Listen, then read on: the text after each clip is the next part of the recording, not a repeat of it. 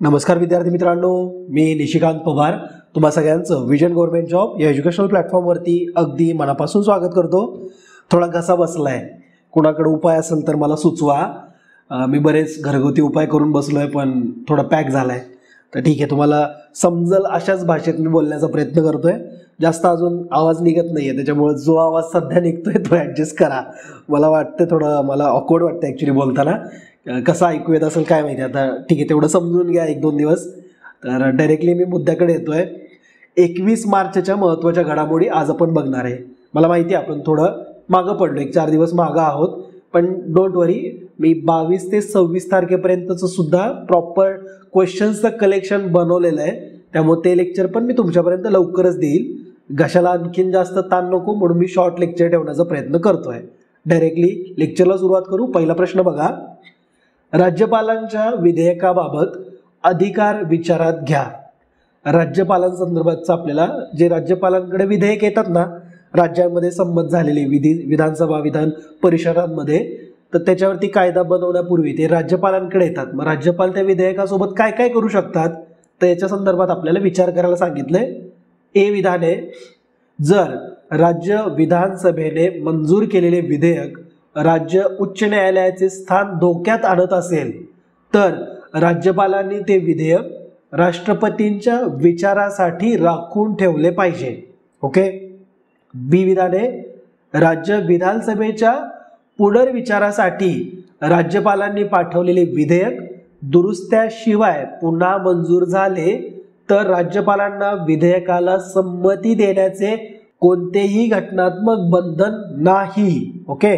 आता ए आणि बी जी वाक्य दिलीत ना, थोडी मोठी वाक्य आहेत आणि आयोग टिपिकली असाच क्वेश्चन विचारतो बघा. तुमचा जास्त वेळ त्याला घ्यायचा असतो म्हणून आयोग असे क्वेश्चन विचारणार. ए विधान थोडं जर लक्ष देऊन जर वाचलं ना तर तुम्हाला अर्थ लागून जाईल. याच्यामध्ये असं म्हटलंय की राज्य विधानसभेने मंजूर केलेलं विधेयक राज्य उच्च न्यायालयाचं स्थान जर धोक्यात आणत असेल, म्हणजे राज्यांमध्ये जे हायकोर्ट्स असतात ना त्यांचं जर स्थान ते विधेयक धोक्यात आणत असेल तर राज्यपाल ते विधेयक राष्ट्रपतींच्या विचारासाठी राखून ठेवू शकतात. तर हे विधान योग्य आहे. ओके. राज्यपाल फार कमी बिल राखून ठेवतात राष्ट्रपतींच्या विचारासाठी. त्यातलं एक चांगलं उदाहरण आहे की कोणत्या केसमध्ये ते राष्ट्रपतींच्या विचारार्थ विधेयक राखून ठेवतात, तर ज्या केसमध्ये हायकोर्टचं स्थान जर धोक्यात येत असेल.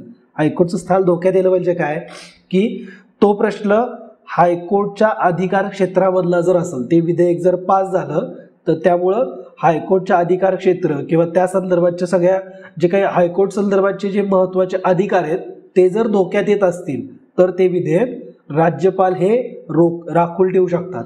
ओके. ए विधान हे करेक्ट आहे. इथं बी विधान, राज्य विधानसभेच्या पुनर्विचारासाठी राज्यपालांनी पाठवलेलं विधेयक दुरुस्त्याशिवाय जर मंजूर झालं तर ते राज्यपालांनी संमतच करावं लागतं. घटनात्मक बंधन त्याच्याबद्दलचं नाहीये, हे विधान चुकीचं आहे. त्यांना ते विधेयक हे पासच करावं लागतं. इथं जर पर्याय तुम्ही बघाल तर ए विधान चूक, पहिला पर्याय हे चुकीचा ऑप्शन आहे. फक्त बी चूक, यस हे विधान करेक्ट आहे. म्हणजे आपलं जे ऑप्शन आहे तर ते ऑप्शन 2 हे आपलं करेक्ट उत्तर आहे.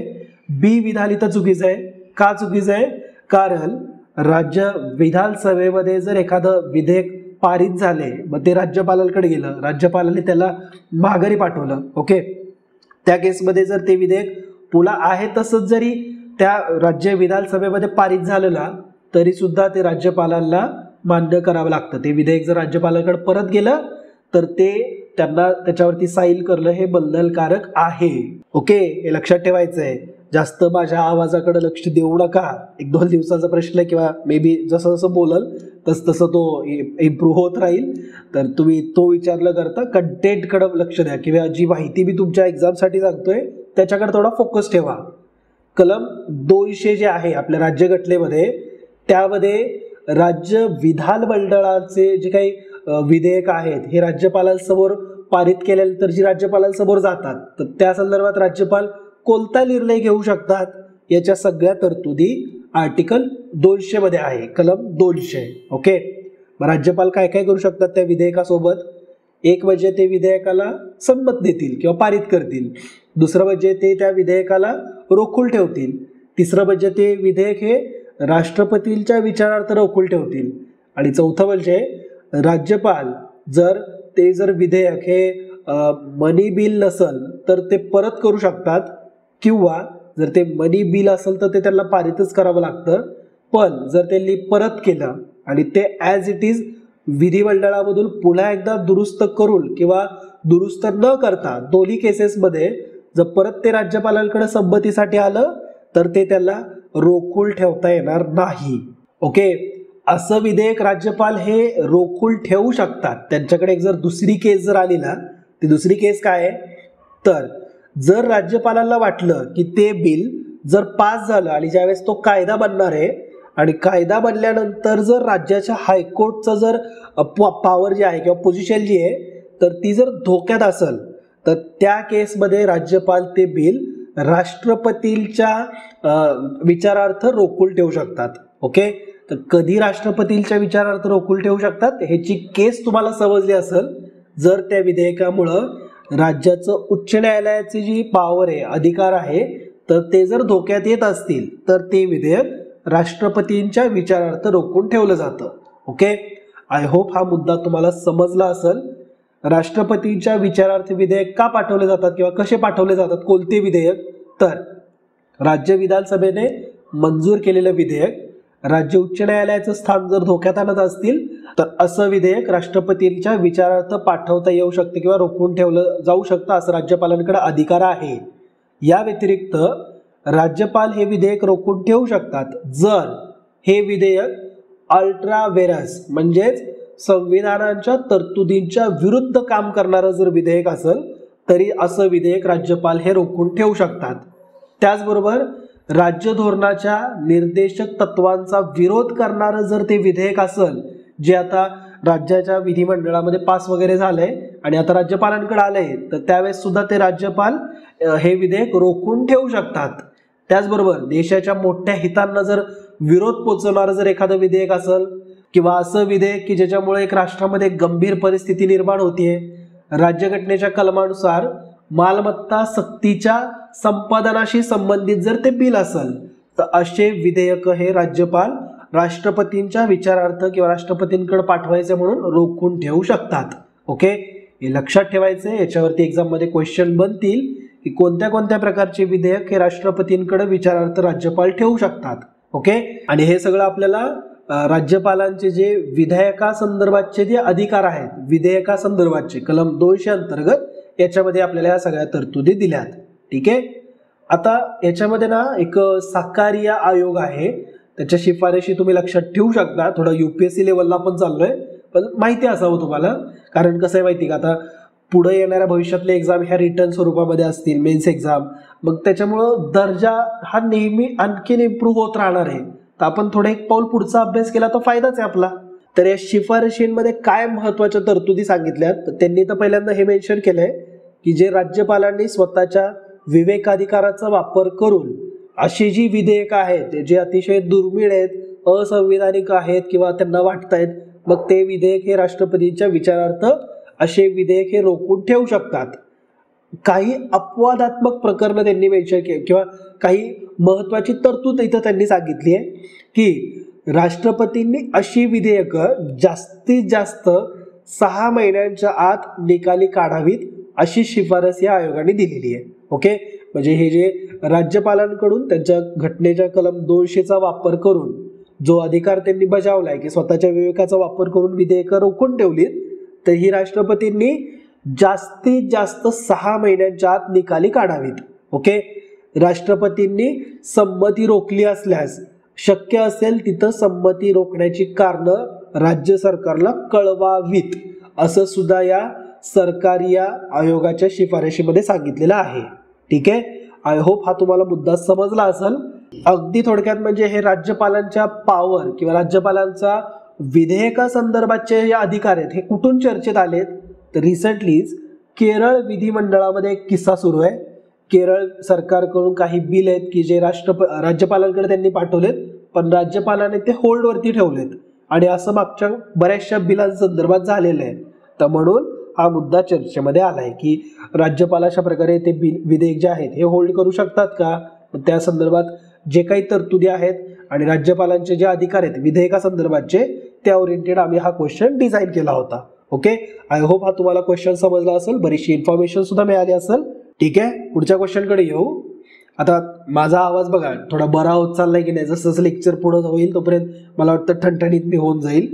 तर मी माझे 100% देतोय, त्यामुळे तुम्ही हे लेक्चर बघायचंय, स्किप करायचं अजिबात नाही.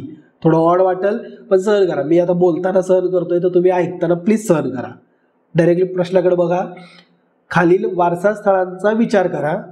ABCD किंवा असं ब ड 4 वारसा स्थळांची नावं दिलेली आहेत आणि त्याच्यामध्ये असं विचारले अलीकडेच युनेस्कोच्या तात्पुरत्या यादीत वरीलपैकी किती, कोणते नाही किती समाविष्ट आहेत.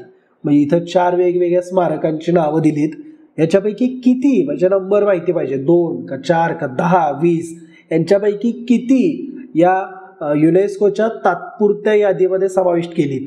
तर ग्वाल्हेरचा किल्ला समाविष्ट केलाय का? हो. ऍक्च्युली ही न्यूज आली होती, त्यानुसार मध्य प्रदेशमधल्या 6 वेगवेगळ्या ठिकाणांना युनेस्कोच्या तात्पुरत्या हेरिटेज साईटमध्ये स्थान मिळालंय. ओके, मग त्या 6 पैकी इथं जे दिले त्यामध्ये ग्वाल्हेरचा किल्ला आहे, भोजेश्वरांचं महादेवाचं मंदिर, चंबळ खोऱ्यातील रॉक आर्ट साईट. तर हे 3ही मध्य प्रदेशमधल्या साईट आहेत ज्यांना युनेस्कोच्या तात्पुरत्या यादीमध्ये समाविष्ट केलंय. भीमबेटका रॉक आश्रय जो आहे तर त्याला मध्य प्रदेशच्या या युनेस्कोच्या तात्पुरत्या यादीमध्ये समाविष्ट केलेलं नाहीये. ठीक आहे, हे भीमबेटका सुद्धा मध्य प्रदेशमधलंच आहे पण त्याला सध्या या युनेस्कोच्या तात्पुरत्या यादीमध्ये समाविष्ट केलेलं नाहीये. त्यामुळे इथं किती विचारलंय तर 3 कुठल्या पर्यायामध्ये? ऑप्शन 3 मध्ये. ओके, ऑप्शन 3 हे याचं करेक्ट आन्सर आहे. याच्यामध्ये इतर जे ठिकाणं आहेत ना त्याच्यामध्ये बघा ग्वाल्हेरचा किल्ला तर आपण बघितला आहे, त्याचबरोबर दमनारचा ऐतिहासिक समूह, भोजेश्वर महादेव मंदिर, चंबळ खोऱ्यातील रॉक आर्ट साईट, त्याचबरोबर बुरहानपूरमधील खुनी भंडारा आणि मंडलामधील रामनगरचे गॉड मेमोरियल. तर या 6 वेगवेगळ्या स्मारकांचा समावेश होतोय ज्याला युनेस्कोने त्यांच्या तात्पुरत्या हेरिटेज साईट्समध्ये स्थान दिलंय. ठीक आहे, युनेस्को कुठे आहे बरं? तुम्हाला माहिती का त्याचं हेड ऑफिस कुठे आहे? जर तुम्हाला माहिती असेल तर मला कमेंट करून कळवा, बघू तुम्हाला उत्तर येतंय का. पुढचा प्रश्न बघा. 2024च्या जागतिक आनंद निर्देशांकात कोणता देश अव्वल आहे आणि भारत कुठे आहे? बघा, एकाच प्रश्नात 2 फॅक्ट विचारल्यात. एक म्हणजे कुठला देश टॉपवरती आहे आणि भारत मग कोणत्या रँकवर आहे. टॉपवरती कोणता आहे? फिनलँड. याच्यावरती आपण एक स्वतंत्र लेक्चर घेतलंय बघा. फिनलँड टॉपवरती आहे आणि भारताचा क्रमांक आहे 126. पर्याय क्रमांक 3 करेक्ट उत्तर आहे. भारताने प्रगती वगैरे केली आहे का बरं? बघूया आपण. 2024च्या जागतिक आनंद अहवालामध्ये भारताचा 126वा क्रमांक आहे आणि जे टॉपचे 10 किंवा 10 जे देश आहेत यांची क्रमवारी ॲज इट इज कोविड-19च्या परिस्थितीपूर्वीची आहे. म्हणजे 2019 मधली जी परिस्थिती होती या आनंद अहवालामध्ये, आनंद म्हणजे वर्ल्ड हॅपीनेस इंडेक्समध्ये जे टॉप 10 देश होते तशीच यादी आत्ता 2023च्या डेटानुसार सुद्धा प्रकाशित झालेली आहे. ठीक आहे, याच्यामध्ये भारत 126व्या स्थानावरती आहे, चीन 60व्या स्थानावरती आहे, नेपाळ 93व्या स्थानावरती आहे, पाकिस्तान 108व्या स्थानावरती आहे, म्यानमार 118 आणि श्रीलंका 128. त्याचबरोबर बांगलादेश 129व्या स्थानावरती आहे. पाकिस्तानबद्दल मी तुम्हाला म्हटलं होतं बघा की ते म्हणतात ना, आपण लहानपणी वाढायचो बघा निर्लज्जम सदा सुखी, तर ते नेहमी पाकिस्तानबद्दल योग्य ठरतंय. जितक्या वेळेस आपण बघू तेवढ्या वेळेस भारताच्या पेक्षा जास्त हॅपीनेस हा पाकिस्तानमध्ये असतोच. ओके, फिनलँड हा सलग 7 वर्षांपासून या यादीमध्ये पहिल्या स्थानावरती आहे. त्यानंतर डेन्मार्क, त्याच्यानंतर आईसलँड आणि मग स्वीडन या देशाचा क्रमांक लागतो. ठीक आहे, अमेरिकेने थोडीशी घसरण दाखवली या क्रमवारीमध्ये. अमेरिकेचं काय झालंय, अमेरिका हा 16व्या स्थानावरती होता आधी आणि आता तो 23व्या स्थानावरती घसरलाय. त्याचबरोबर कॅनडा 15व्या स्थानावरती आहे, UK 20, जर्मनी 24 आणि फ्रान्स 27व्या स्थानावरती आहे. ठीक आहे, याच्यामध्ये UAE हा देश 22व्या स्थानावरती आहे, सौदी अरेबिया 28व्या स्थानावरती आणि आशिया खंडातला सगळ्यात हॅपीएस्ट कंट्री कुठला असेल तर तो आहे सिंगापूर. पण जगामध्ये त्याचा क्रमांक लागतोय 30. ओके, पण आशियामध्ये सगळ्यात फर्स्ट क्रमांकावरती जो देश आहे तो म्हणजे सिंगापूर. ठीक आहे, जपान 50व्या क्रमांकावरती आहे जगामध्ये. दक्षिण कोरियाचा क्रमांक 51वा लागतो. ठीक आहे. सर्वात कमी आनंदी देश कोणता आहे बरं, तर तो आहे अफगाणिस्तान. अफगाणिस्तानपेक्षा थोडा हॅपी आहे तो म्हणजे लेबनॉन. ठीक आहे. अफगाणिस्तान सगळ्यात अनहॅपी कंट्री आहे, लक्षात ठेवू शकता. सर्वात कमी आनंदी देश आहे आणि त्याच्यानंतर जो आहे तो म्हणजे लेबनॉन. ठीक आहे. आपण या यादीमध्ये तरुण लोकसंख्येनुसार सुद्धा क्रमवारी बघितली होती. तरुण लोकसंख्या म्हणजे कशी, ज्यांचं वय 30 किंवा 30 पेक्षा कमी आहे. तर अशा देशांची जर क्रमवारी काढली तर भारत हा 127व्या स्थानावरती येतोय. आपण 126व्या स्थानावरती आहोत ओव्हरऑल मध्ये, पण फक्त जर तरुणांची जर आपण बघितलं तर त्याच्यानुसार आपण 127व्या स्थानावरती आहे. आणि जर वृद्ध लोकांच्या संख्येनुसार जर बघितलं म्हणजे असे देश की जिथं 60 किंवा 60पेक्षा जास्तांचा विचार करून आनंद क्रमवारी बनवली आहे, त्यात भारत 121व्या स्थानावरती आहे. म्हणजे याच्यावरून काय लक्षात येतंय बरं, थोडं मी इतर गोष्टीकडे चाललोय पण लक्षपूर्वक बघा, ऐका, थोडा विचार करा. 30पेक्षा कमी वयामध्ये भारतात 127वा क्रमांक लागतोय. म्हणजे जगामध्ये आपला 127वा क्रमांक आहे. म्हणजे 30 आणि 30पेक्षा कमी एज जे असतं ना, हे थोडं इमॅच्युअरचं असतं थोडं. ओके, जास्त नाही. म्हणजे जे 18-19 हे तर खूपच बालिश वय आहे. बट जसं जसं 25 ओलांडतो तसं आपण थोडं थोडं मॅच्युअर होत जातो. पण एक कन्सिडर करा की 30च्या आतलं जे क्राऊड आहे हे कम्पेरेटिव्ह कमी मॅच्युअर असतं आणि तुलनात्मक 60 किंवा 60पेक्षा जास्त वयाचे जे असतात तर ते ऑब्व्हियस आहे, उन्हाळे पावसाळे जास्त बघितल्यामुळं अनुभव जास्त असतो आणि एकूणच मॅच्युरिटी खूप चांगली असते त्यांच्यात. ठीक आहे. तर हे 60पेक्षा जास्त वयाचे लोक जर त्या देशात आनंदी आहेत तर खऱ्या अर्थाने तो देश हा चांगला देश आहे. जर म्हातारे जर अनहॅपी असते तर काय झालं असतं विचार करा. ते जर म्हणले असते की आमचा काळ असा होता आणि आता काय तुम्ही जगताय, असं जर क्रमवारीनुसार जर आपली इथं जर घसरण असती ना तर खऱ्या अर्थाने भारताची क्रमवारी ही वाईट असली असती. पण इथं 60पेक्षा जास्त मध्ये भारताची क्रमवारी चांगली, याचा अर्थ भारत हा खरंच एक आनंदी देश आहेच. ओके, एवढा काही डेटा लक्षात ठेवा. महत्वाचं लेक्चर आहे, याच्यावरती ऑलरेडी एक सेपरेट लेक्चर मी घेतलंय, ते एकदा बघाच.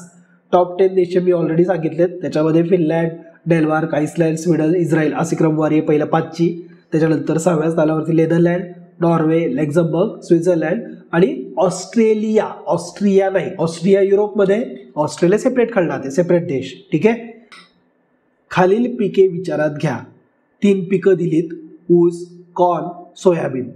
तर याच्याविषयी असं विचारले की वरीलपैकी कोणती पिके जैव इंधन तयार करण्यासाठी वापरली जातात. तर ही 3ही पिकं वापरली जातात. त्याच्यामुळे 3 पर्याय क्रमांक 3 तिन्ही हे या प्रश्नाचं करेक्ट उत्तर आहे. ऊस पण वापरला जातो, कॉर्न, सोयाबीन ही सगळी काही जे बायोमास जे आहे, नैसर्गिक कचरा जो आहे, तर त्याच्यामध्ये मग हे ऊस येईल, कॉर्न, सोयाबीन हे सगळे पिकं, शेतातला कच्चा माल, हे सगळ्यांचा वापर हा जैव इंधन बनवण्यासाठी केला जातो. ठीक आहे. आता हे जैव इंधन हे कुठून चर्चेत आलंय, तर रिसेंटली भारताचं आणि ब्राझील या देशांचं एक 2+2 डायलॉग झालेत. 2+2 डायलॉग जे असतात ना, हे फार कमी देशांसोबत भारत करतो. जसं की अमेरिका असेल, ऑस्ट्रेलिया, जपान यांच्यासोबतच आपण 2+2 संवाद करतो. त्याच्यामध्ये मग संरक्षण आणि परराष्ट्र मंत्र्याच्या संवाद केला जातो. मग त्या देशाची संरक्षण आणि परराष्ट्र धोरणं कशी असली पाहिजेत ही आखली जातात. तर त्यात ब्राझील हा आपला एक इम्पॉर्टंट देश आहे. तर ब्राझील सोबत भारताचा 2+2 डायलॉग झाले. त्यामध्ये जे वेगवेगळी खनिजे आहेत, तंत्रज्ञान, दहशतवादी विरुद्ध सहकार्याचा करण्याचे विस्तार, त्याचबरोबर जैव इंधन, तर या गोष्टींवरती विचार करण्यात आलाय, चर्चा करण्यात आली आहे. त्यामुळे जैव इंधन संदर्भात इथं आम्ही क्वेश्चन घेतलाय. ठीक आहे.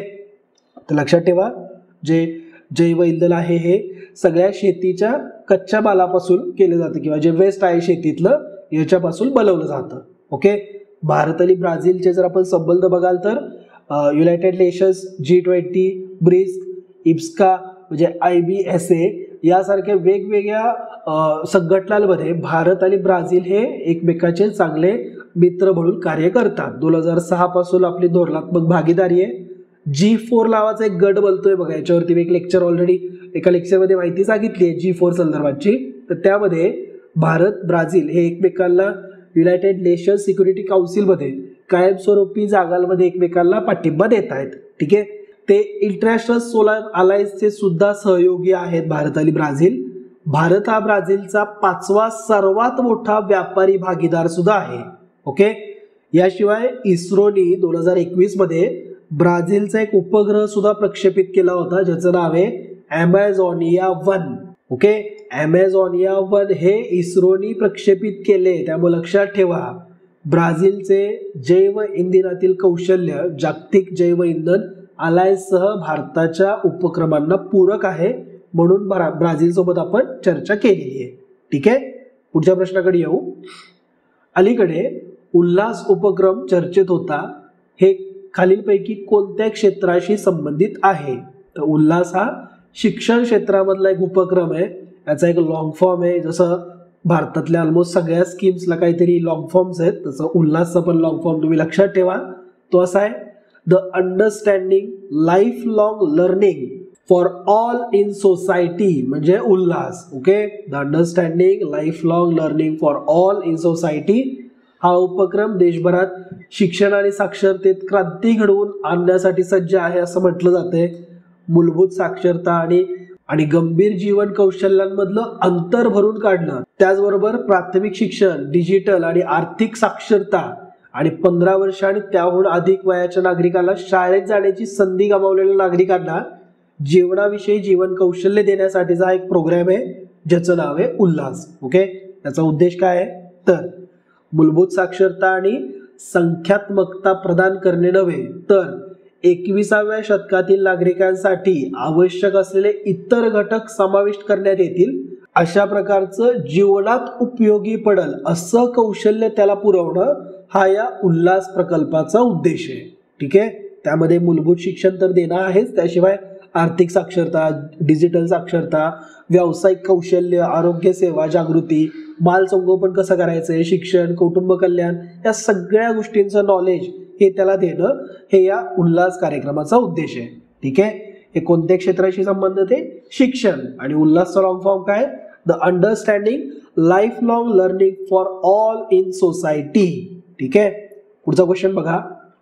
अलीकडेच कोणत्या नदीच्या ऱ्हासावर भारताच्या CAG द्वारे कामगिरी ऑडिट करण्यात आले? तर कॅगनी अशा कोणत्या नदीचं ऑडिट केलंय बरं? तर ती नदी आहे क्षिप्रा. पर्याय क्रमांक 4. या नदीला क्षिप्रा असं सुद्धा म्हटलं जातं. तर माझा प्रोनाऊन्स कितपत योग्य ऐकू येतं तुम्हाला काय माहिती, पण क्षिप्रा. ओके. याच्यात श आहे आणि याचं जे आणखीन एक नाव आहे ते क्षिप्रा आहे. ओके. मला पण बोलताना भारी वाटायला लागले खरं आता, पण होईल लवकर होईल. थोडं जास्त अजून गरम पाणी सुरू केलं की मला वाटतं होऊन जाईल.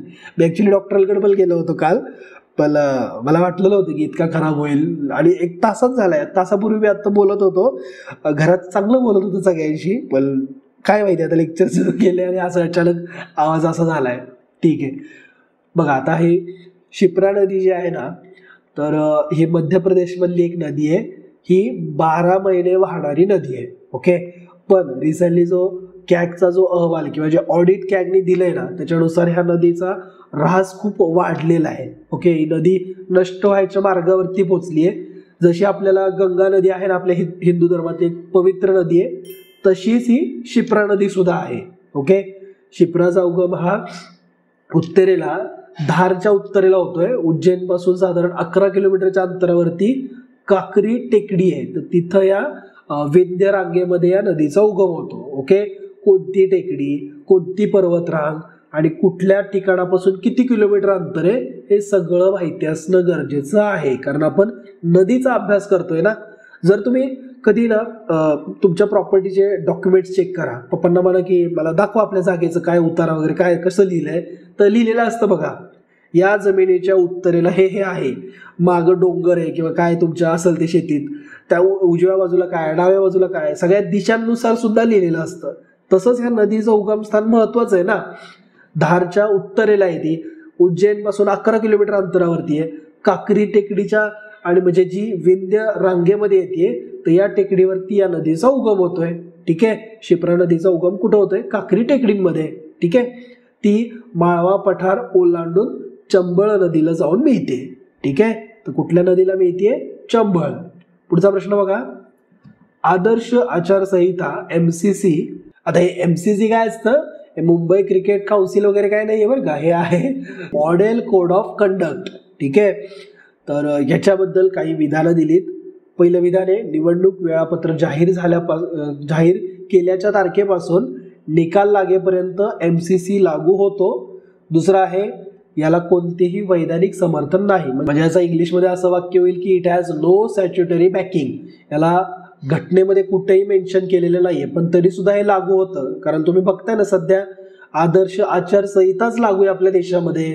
तर याच्यापैकी बरोबर विधान कोणतं आहे? दोन्ही विधानं बरोबर आहेत. पहिलं विधान सुद्धा योग्य आहे की तारखा जाहीर झाल्यापासून निकाल लागेपर्यंत देशामध्ये MCC लागू असते, आदर्श आचारसंहिता लागू असते. पण आदर्श आचारसंहितेला आपल्या घटनेमध्ये कुठंही समर्थन नाहीये, म्हणजे वैधानिक समर्थन नाही, म्हणजे स्टॅच्युटरी बॅकिंग त्याला कुठंच नाहीये. ठीक आहे, कॉन्स्टिट्युशनल बॅकिंग याला नाहीये, पण हे लागू केलं जातं, हे तर खरं आहे.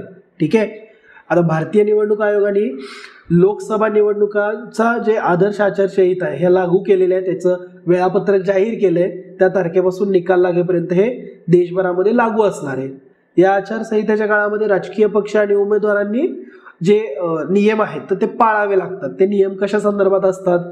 तर असे नियम आहेत की जेणेकरून जे इलेक्शन्स आहेत ते फेअर होतील, निष्पक्ष निवडणुका होतील आणि मग त्याच्यामुळं निकाल सुद्धा व्यवस्थित लागतील. त्यात जे काही आचार सभा घेणं, मिरवणुका काढणं, मतदानाचा दिवस, मतदान केंद्र, निरीक्षण, सत्तेला असलेला पक्ष, निवडणूक जाहीरनामा, ह्या सगळ्या तरतुदींचा समावेश ह्या या MCC म्हणजे आदर्श आचारसंहितेच्या अंतर्गत होतो. ठीक आहे, या MCCने लादलेल्या प्रमुख निर्बंधांमध्ये वेगवेगळे ज्या महत्वाचे निर्बंध लादलेले आहेत त्याच्यात काय काय येतं?